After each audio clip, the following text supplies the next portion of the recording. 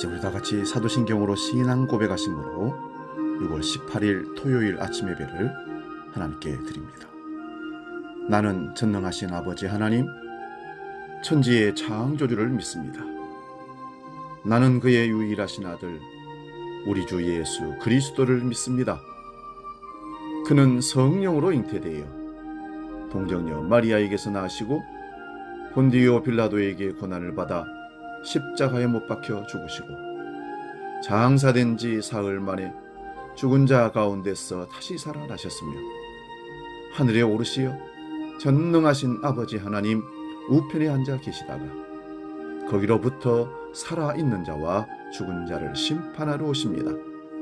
나는 성령을 믿으며 거룩한 공교회와 성도의 교제와 죄를 용서받는 것과 몸의 부활과 영생을 믿습니다. 아멘. 찬송가 445장 태산을 넘어 험곡에 가도 함께 찬송합니다.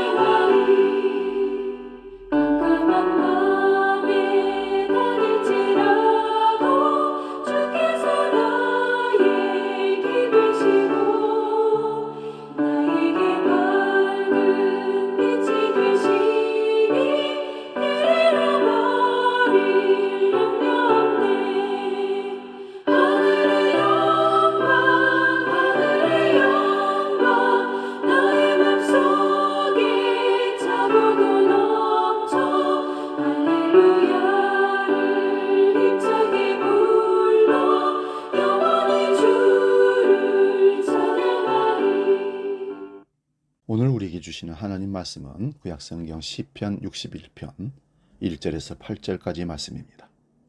구약성경 845면에 있습니다. 이 말씀 봉독할 때에 살아계신 하나님의 음성을 들을 수 있기 바랍니다. 시편 61편 1절에서 8절입니다. 봉독합니다. 하나님이여 나의 부르짖음을 들으시며 내 기도에 유의하소서. 내 마음이 약해질 때에 땅끝에서부터 주께 부르짖으오리니 나보다 높은 바위에 나를 인도하소서. 주는 나의 피난처시요 원수를 피하는 견고한 망대의 시민이이다. 내가 영원히 주의 장막에 머물며 내가 주의 날개 아래로 피하리이다. 셀라. 주 하나님이여 주께서 나의 소원을 들으시고 주의 이름을 경외하는 자가 얻을 기업을 내게 주셨나이다. 주께서 왕에게 장수하게 하사 그의 나이가 여러 대에 미치게 하시리이다. 그가 영원히 하나님 앞에서 거주하리니 인자와 진리를 예비하사 그를 보호하소서. 그리하시면 내가 주의 이름을 영원히 찬양하며 매일 나의 소원을 이행하리이다. 아멘. 오늘 봉독한 시편의 말씀으로 지금 땅끝에 있습니까? 이런 제목으로 말씀의 은혜를 나눕니다. 지금 땅끝에 있습니까? 여기서 땅끝은 절망의 상태를 말합니다. 한 발자국만 더 디디면 땅떨어지에 떨어진다는 그런 의미입니다. 우리가 살아오면서 이런 일들을 겪습니다. 그때 우리는 혼자가 되고 고독과 고통은 더 깊어집니다. 그 심정으로 오늘 말씀을 살펴보며 은혜를 나눕니다. 오늘 다윗은 이렇게 고백합니다. 내 마음이 눌릴 때에 땅끝에서부터 주께 부르짖으오리니 나보다 높은 바위에 인도하소서. 여기 다윗이 자기 마음을 이렇게 표현합니다. 내 마음이 눌린다. 여기서 눌릴 때라는 히브리어의 의미는 죽으면 입는 옷, 수의를 의미합니다. 수의를 입은 채 누워있는 시체 같다는 의미가 내 마음이 눌린다 이런 뜻으로 쓰인 히브리어입니다. 다윗은 가장 힘들고 어려운 상태를 오늘 지금 땅끝에 있는 것으로 표현하고 있는 것입니다. 상황은 어렵고 힘들면 마음이 눌리고 땅끝에 서 있는 것 같이 아픔을 느낍니다. 그렇다면 어떤 상황일 때 땅끝에 서 있는 것처럼 고통을 느낄까요? 우리나라 최후의 왕녀 황녀라고 했던 덕혜 옹주가 있습니다. 그는 사랑을 한 몸에 받고 자랐지만 그의 아버지 고종 황제가 죽음으로 그는 한마디로 하루아침에 땅끝으로 밀려나기 시작했습니다. 13살 어린 나이에 그는 일본으로 끌려가게 되고 원하지 않는 종무지와 결혼, 딸의 죽음과 남편의 할복 자살, 그리고 본인의 실어증과 정신병 등이 그는 땅끝이었습니다. 미국 16대 대통령 링컨은 어린 시절 부모에게 물려받은 것이라고는 가난과 굶주림이었다고 합니다. 그가 장성에서는 23살부터 50세까지 2번의 사업 실패와 5번의 미의회 진출 실패 등이 그는 땅끝이었다고 고백합니다. 오늘 본문의 다윗도 땅끝에 서 있다고 고백합니다. 사랑스럽게 키웠던 아들 압살롬이 반란을 일으켜서 아버지를 죽이려고 쫓아옵니다. 믿었던 친구 아히도벨이 전쟁과 가난에서 허덕일 때 그들의 기반을 잡아주었던 백성들이 다윗을 배신했습니다. 다윗은 왕의 자리를 떠나야 했고 빈들로 도망쳐야만 했습니다. 결국 아들의 군대와 싸울 수밖에 없었던 비참한 상황이 다윗의 땅끝이었습니다. 중요한 것은 지금 우리의 인생입니다. 우리의 인생이 땅끝에 서 있다면 그것은 주님의 음성을 듣지 못하도록 길을 막아버리고 봉사하지 못하도록 수족을 묶어버리는 것과 또 하나님께서 베푸신 은혜와 사랑을 보지 못하고 느끼지 못하도록 눈을 가려버리는 것입니다. 그래서 감사와 헌신, 봉사와 섬김, 믿음과 소망, 사랑이 없어 기쁨이 사라지고 더 이상 인생의 의미와 신앙의 의미를 상실해버린 그런 상황이 땅끝이 아니겠습니까? 그래서 오늘 본문 2절에 다윗은 내 마음이 그렇게 약해지고 땅끝에 있을 때 그리고 주께 부르짖을 때 나보다 높은 바위 위에 나를 세워달라, 인도해달라고 간구하고 있습니다. 여기서 높은 바위란 마치 백세에 얻은 아들 이삭을 묶어놓고 칼로 내치려는 순간 아브라함에게 멈춰라 하고 들려온 하나님의 음성과 같은 의미입니다. 오늘 본문에서는 망대처럼 지켜주신 하나님의 은혜가 3절에 나오고 있습니다. 그리고 5절에는 약속된 기업과 6절에는 장수하며 후손이 잘 되는 복으로 소개를 하고 있습니다. 그것이 바위라는 것입니다. 나보다 높은 바위 위에 세운다는 것은 내게 보지 못하는 것을 볼 수 있고 멀리 시선을 돌릴 수 있다는 것입니다.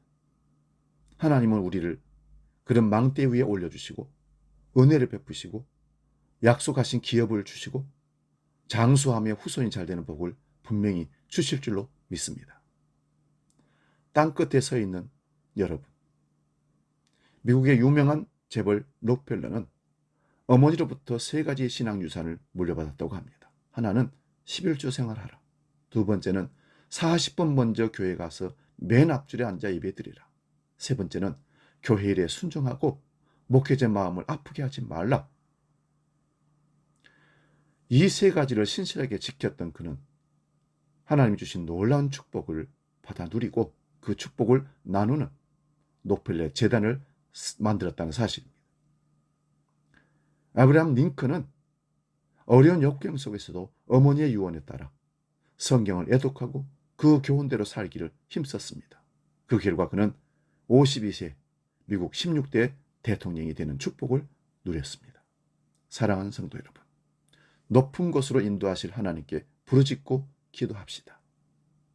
주의 장막인 교회의 온전한 예배와 함께 고백했던 약속, 소원을 신실하게 지키며 믿음의 삶을 살아가면 하나님께서 우리를 위해 예비한 높은 바위를 분명히 가까운 곳에서 보게 하실 것입니다. 그것을 기대하며 오늘 다시 한번 1, 2절을 읽고 마치겠습니다. 하나님이여, 나의 부르짖음을 들으시며 내 기도에 유의하소서. 내 마음이 약해질 때에 땅끝에서부터 주께 부르짖으오리니 나보다 높은 바위에 나를 인도하소서. 이 기도와 간구가 응답되어져서 바위에서는 축복을 누릴 수 있기를 주의 이름으로 축원드립니다. 기도하겠습니다. 살아계신 아버지, 인생을 살아오면서 마치 낭떠러지 같은 절벽 앞에 서 있는 우리의 모습들을 볼 때가 있습니다. 그럴 때 오늘 다윗처럼 고백하게 하시고 낭떠러지 절벽 아래에 그 엄청난 위기와 두려움과 공포가 있지만 하나님을 우러러 바라보며 기도하는 우리가 되게 해 주옵소서. 그래서 우리가 부르짖을 때 우리를 높은 바위에 올려주시고 하나님이 약속하신 복을 이 땅에서 누릴 수 있도록 지키시고 인도하여 주옵소서. 코로나 위기에 낭떠러지에 우리는 땅끝에 서 있습니다. 그래서 우리는 하나님을 바라보고 기도합니다. 주여, 한국교회가, 우리 주한교회가 많은 위기 가운데 있습니다. 성령 하나님, 이 시간 우리의 기도를 들으시고 땅끝에서 기도하는 우리 기도의 응답으로 역사하여 주옵소서. 교회 창립 16주년을 맞이하면서 새롭게 결단하며 개척의 그 심정으로 다시 출발하려고 합니다. 하나님, 힘과 용기를 주셔서 우리가 아니라 하나님이 이 모든 일을 해결하심으로 하나님이 이끄시는 교회, 건강한 교회로 다시 설 수 있도록 역사하여 주시옵소서. 이제는 주기도로 함께 기도합니다. 하늘에 계신 우리 아버지, 아버지의 이름을 거룩하게 하시며 아버지의 나라가 오게 하시며 아버지의 뜻이 하늘에서와 같이 땅에서도 이루어지게 하소서. 오늘 우리에게 일용할 양식을 주시고 우리가 우리에게 잘못한 사람을 용서하여 준 것 같이 우리 죄를 용서하여 주시고 우리를 시험에 빠지지 않게 하시고 악에서 구하소서. 나라와 권능과 영광이 영원히 아버지의 것입니다. 아멘.